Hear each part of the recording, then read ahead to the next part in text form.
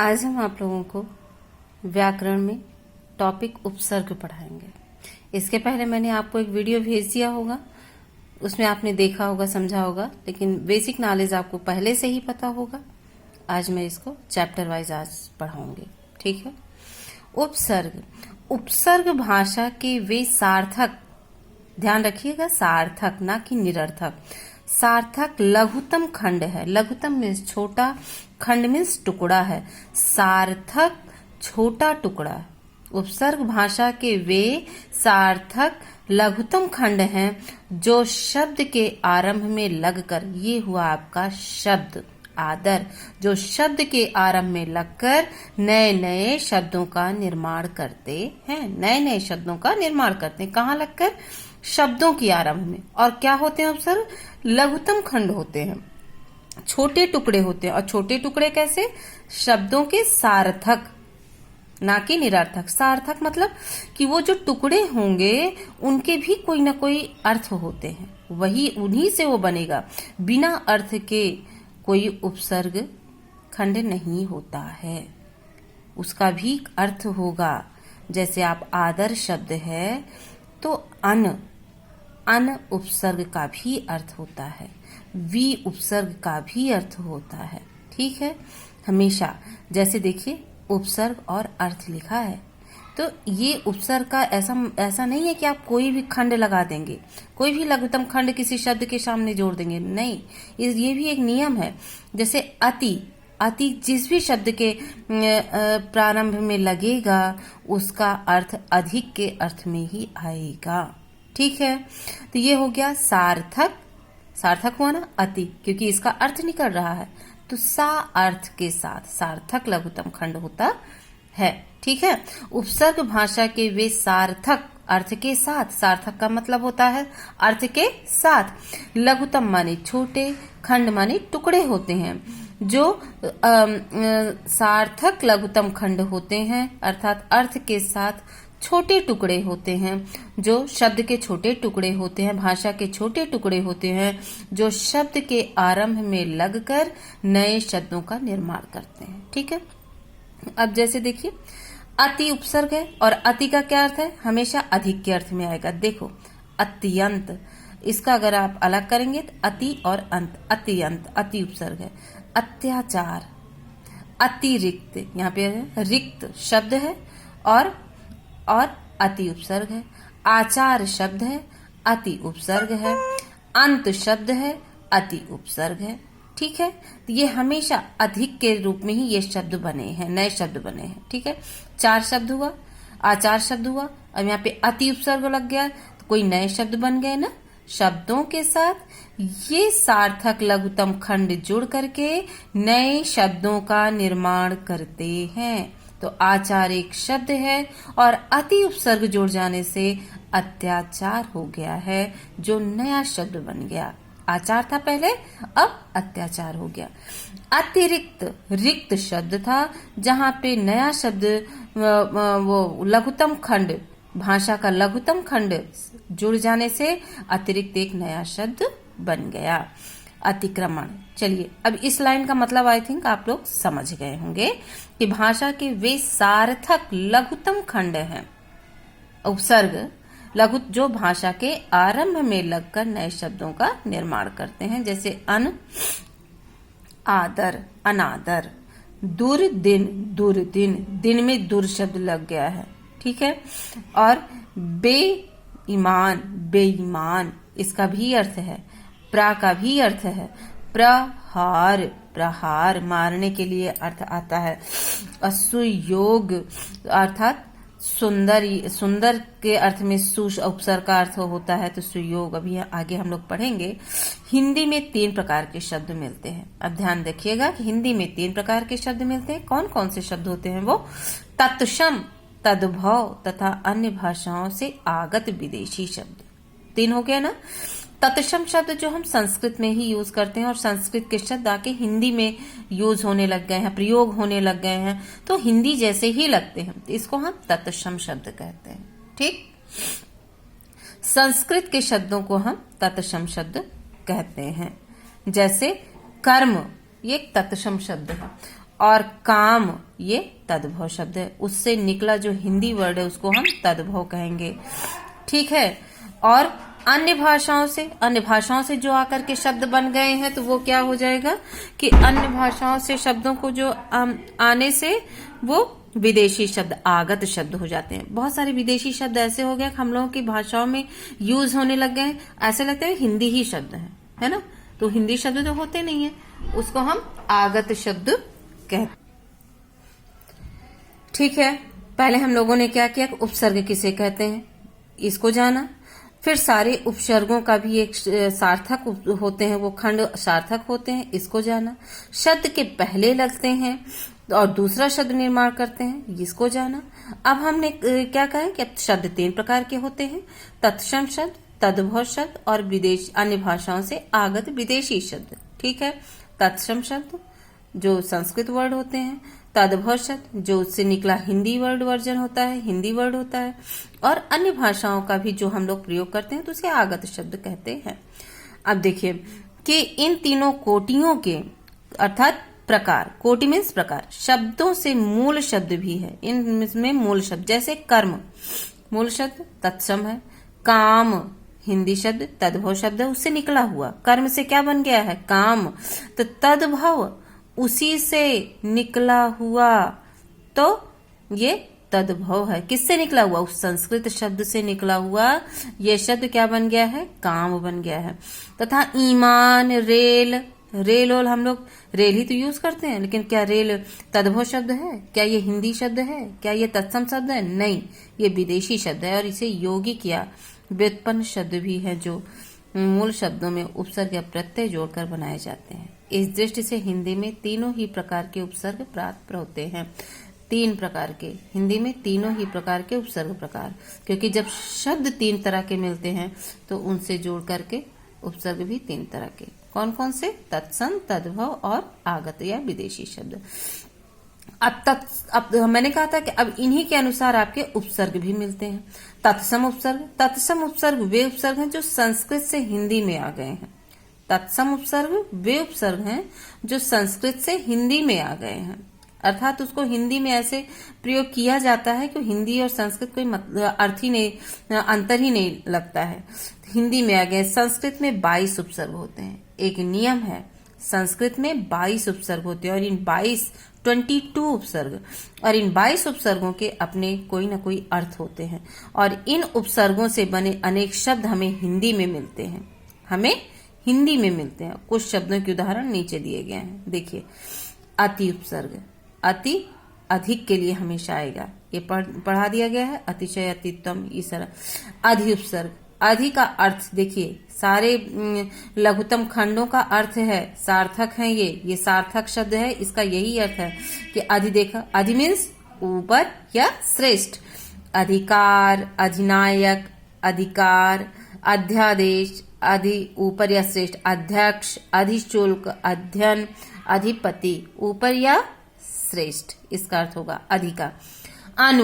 अनु का शब्द, अनु उपसर्ग हमेशा पीछे, समान या बाद में आने वाला होता है, जैसे अनुभव, अनुमति, अनुकरण, अनुरोध। अनु का भी अर्थ है पीछे के अर्थ में आएगा, समान के अर्थ में आएगा और बाद में आने वाला। और अनुभव तो बाद में ही होता है ना, जब आप कोई काम करते हो तो उससे आपको अनुभव मिलता है, तो अनुभव होता है। ठीक है। अनुकरण, ये करण शब्द में अनुपसर्ग जुड़ गया तो अनुकरण नया शब्द बन गया, है ना। और ये अनु क्या हुआ, ये सार्थक, भाषा का सार्थक लघुतम खंड है। ठीक है।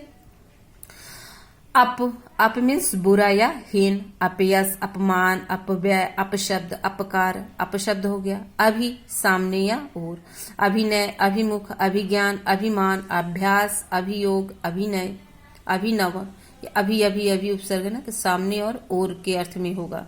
अभियान, अव उपसर्ग है तो अव मीन्स बुरा या हीन या उप के अर्थ में यो होगा, जैसे अवसान, अवसर, अवकाश और अवनति, अवगुण, अवशेष, शेष में अव उपसर्ग है, अवतरण, ये आपका अव उपसर्ग है।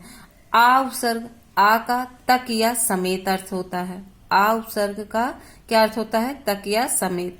आहार, आक्रमण, आजीवन, आजन्म, आकर्षण, आगमन, आमरण, आदान, आरक्षण, ये आ उपसर्ग है। उच्च या ऊपर या श्रेष्ठ के लिए आता है।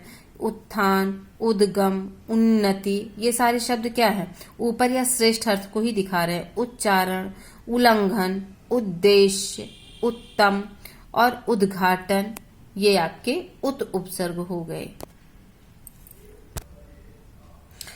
अब यहाँ पे है आपका उप है। उप का निकट और छोटा, निकट और छोटे के अर्थ में आएगा। उपवन, उपवन, उपकार, उपस्थिति, ठीक है, उपदेश, उपग्रह, उपमंत्री, उपचार, ये उप उपसर्ग है, सीधे ही दिख रहा है आप लोगों को। उसके बाद है यहाँ पे दुस या दुर उपसर्ग, ये बुरा के अर्थ में आएगा। दुस्साहस, दुष्कर, दुस्साहस, दुर्गति, दुर्भाग्य, दुर्बल, दुष्कर्म, ठीक है। तो ये सार्थक, भाषा के सार्थक खंड हैं, जो छोटे खंड हैं, लघुतम खंड है। नीचे के अर्थ या निषेध के अर्थ में इससे बनने वाले शब्द इसी अर्थ को बोध कराएंगे। नियुक्त, निबंध, निकास, निषेध, अर्थात नि शब्द का अर्थ नीचे और निषेध, इसका भी एक अर्थ है। प्रा मीन्स अधिक या आगे, सही बात है। प्रसिद्ध, प्रलय, प्रबल, प्रस्ताव, प्राध्यापक, प्राचार्य, ये अधिक और आगे इसका अर्थ होता है। प्रति, विरुद्ध या सामने। प्रतिध्वनि, प्रतिकूल, प्रतिनिधि, प्रत्यक्ष, प्रतिवादी, ये आपका हो गया। अब आइए इसी तरह आपका सुपसर्ग अगर लग गया तो ये अच्छा के अर्थ में हमेशा आएगा, या कोई अच्छाई ही दिखाएगी जहां भी ये लगेगा। सुगम, सुबोध, सुलभ, सुशिक्षित, सुजन, स्वच्छ, सुपुत्र, मतलब कुछ अच्छाई का ही बोध करा रहा है सुपसर्ग, अच्छा, ठीक है। सम उपसर्ग पूर्णता, साथ और अच्छा, ये तीनों का बोध करा के ही जहां पे लगेगा। पूर्णता, साथ और अच्छा, ये तीनों का भाव इसमें दिखेगा। इनसे बने हुए शब्दों में कौन सा, सम्मान, सम्मेलन, संशोधन, संयोग, ठीक, संसर्ग, संशय, ठीक है। अब आइए संस्कृत में कुछ शब्द या शब्दांश जो प्राय समान रचना के पहले भाग में आते हैं, इतने अधिक प्रचलित हो जाते हैं कि ये हिंदी में उपसर्गों की भांति होने लगा है। अर्थात इनका प्रयोग आ मीन्स निषेध के अर्थ में।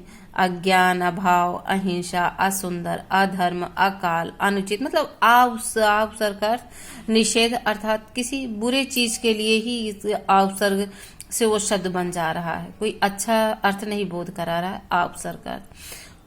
कु मीन्स बुरा, कुकर्म, कुयोग, कुपुत्र, कुरूप, कुपात्र, कुमति, कुख्यात, कुकृत्य, अर्थात ये इतने शब्द है दिखा रहा है कु उपसर्ग लगा के, कोई अच्छा अर्थ नहीं बता रहा है ना। तो कु मीन्स बुरा के अर्थ में हमेशा लगता है। सु अच्छा, सुपात्र, सुकर्म, सुफल, सुमति, ठीक है। ये हिंदी के शब्दांश में भी लगते हैं। ये संस्कृत के कुछ शब्द या शब्दांश हैं जो प्राय हिंदी के शब्दांशों में भी लगते हैं, अर्थात तद्भव शब्दों में भी लगते हैं। स्वयं, अपना, स्वयं सेवक, स्वयंवर, स्वयं चालित, स्वयं पाठी, इस तरह से आप लोग इसको देख लीजिएगा। चिर, बहुत देर, चिर का क्या अर्थ है, बहुत देर, तो चिरस्थायी, चिरजीवी, चिरकाल, चिरकुमार, चिरायु, ये चिर उपसर्ग लग गया है। चिर उपसर्ग अर्थात भाषा का लघुतम सार्थक खंड ये लग के चिर शब्द बना है। तद्भव उपसर्ग मूलतः संस्कृत के तत्सम उपसर्ग के से ही विकसित हुए हैं। इन्हीं को हिंदी के उपसर्ग में कुछ कहा गया। कुछ प्रमुख तद्भव उपसर्ग इस प्रकार हैं। आ उपसर्ग, उन उपसर्ग, औ उपसर्ग, ठीक है। और से देखो अवगुण, अवघट, अवतार, ये सारे हिंदी शब्द हैं, ठीक है। और हीन शब्दों के लिए तो ये हीन का ही बोधक करा रहे हैं। अवघट, अवगुण, ठीक है। और अव मीन्स हीन, सारे शब्दांशों का कुछ अर्थ निकल रहा है। अब जैसे कु बुरा, कुपोत, कुचाल, कुढंग, कुसंगति, नी से रहित, नी उपसर्ग का रहित है। इसी तरह ये सबका अर्थ है। दू का बुरा, बिन का बिना, भर का पूरा, चौ का चार अर्थ में। चौपाई, चौपाया, चौराहा, चौकन्ना, चौमासा, चारों तरफ चौकन्ना, चौमासा, 4 महीना, तो हमेशा 4 का बोधक करा रहा है जहां पे ये लग रहा है। तो चौ मीन्स 4, चौ का क्या अर्थ हो गया, 4। आगत या विदेशी उपसर्ग, जो उपसर्ग विदेशी भाषाओं से हिंदी में आ गए हैं, विदेशी भाषाओं से हिंदी में प्रयोग कर रहे हैं। कौन सा? बा के साथ से, बखूबी, बतौलत, बगैर, बनाम, बा उपसर्ग है। ठीक है। बा साथ से, बाकायदा, बाअदब, बावजूद, ये सब हिंदी वर्ड नहीं है, ये सब विदेशी भाषाओं के वर्ड हैं, कहीं से आए हुए शब्द हैं जो हिंदी में यूज होते हैं। खुश, अच्छा, खुशबू, खुशकिस्मत, खुशहाल, खुश नसीब, खुश मिजाज। ठीक है। कम, थोड़ा, कम उम्र, कमजोर, कम अक्ल, कम वक्त, ये सारे उपसर्ग है। कम, सर, दर, हर, हम, ला, गैर, ना, गैर मीन्स भिन्न, ना मीन्स अभाव, ना मीन्स अभाव। अब ना उपसर्ग का अर्थ अभाव के अर्थ में आएगा। ना लायक, जो लायक ही नहीं है वहां लायकियत का अभाव है। ना कारा, ना राज, जो राजी नहीं है वहां अभाव है राजी होने का, तो नाराज, ना समझिए। उपसर्गों के आधार पर शब्द निर्माण के प्रमुख बिंदु। अब आइए, ये तीनों उपसर्ग दिखा दिए ना, तत्सम शब्दों के उपसर्ग, तद्भव शब्दों के उपसर्ग और आगत शब्दों के उपसर्ग, तीन जो विदेशी भाषाओं से आते हैं।